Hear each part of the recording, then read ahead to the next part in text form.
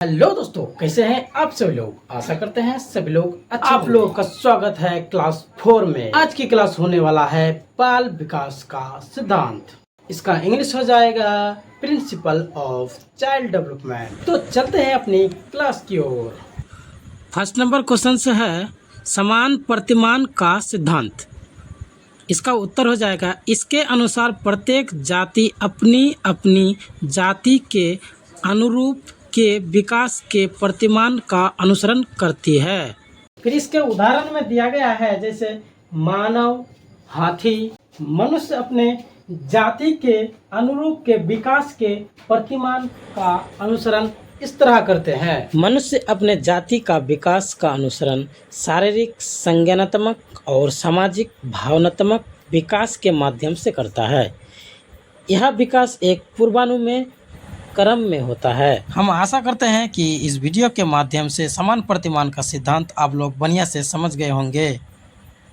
फिर दूसरा नंबर में क्या बोल रहा है, हम चलो देखते हैं। दूसरा नंबर में है विकास का दिशा का सिद्धांत, यानी प्रिंसिपल ऑफ डायरेक्शन।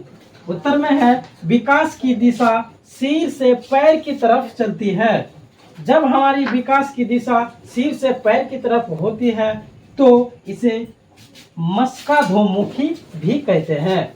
दूसरी तरफ जब हमारी विकास का क्रम मध्य से शुरू होकर बाहर की तरफ होता है तो यह समीप दुर्भिमुख कहलाता है।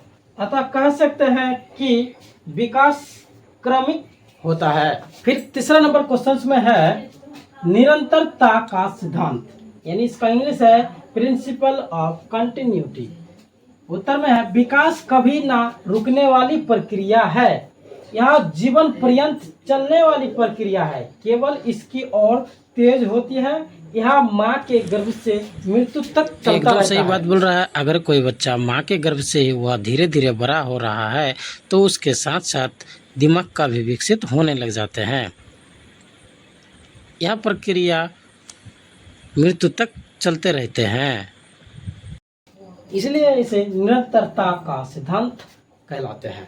फिर चौथा नंबर क्वेश्चन में है सामान्य से विशिष्ट क्रियाओं की सिद्धांत।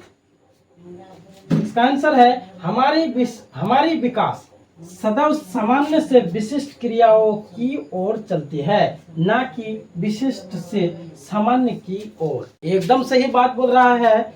क्या बोल रहा है, हमारा विकास सदैव सामान्य से विशिष्ट क्रियाओं की ओर चलता है। एकदम सही है, ना कि विशिष्ट से सामान्य की ओर।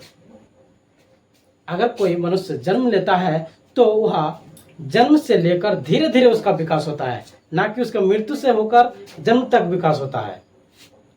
इस प्रक्रिया को ही सामान्य से विशिष्ट क्रियाओं की सिद्धांत कहा जाता है।